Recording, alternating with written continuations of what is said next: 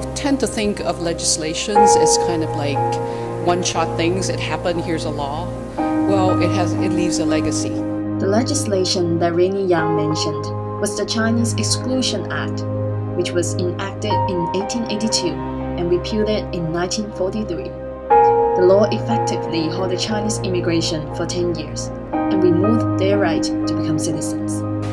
In the opinion of the government of the United States, the coming of Chinese laborers to this country endangers the good order of certain localities.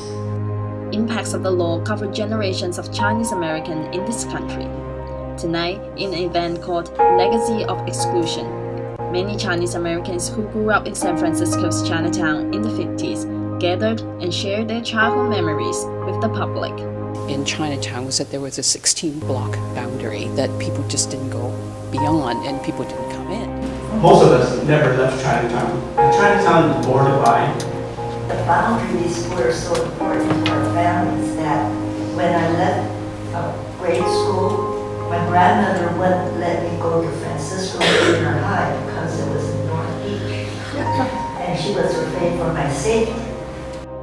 An Angel Islands volunteer, who we call Marian, shared her story of taking her mother to Angel Island on a special Mother's Day.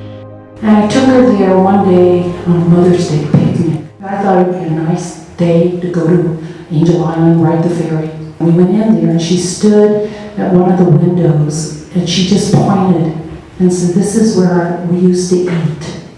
And the tears just started rolling down her cheeks. Rainy Yang, artistic and founding director of Chinese Whisper, arranged the event.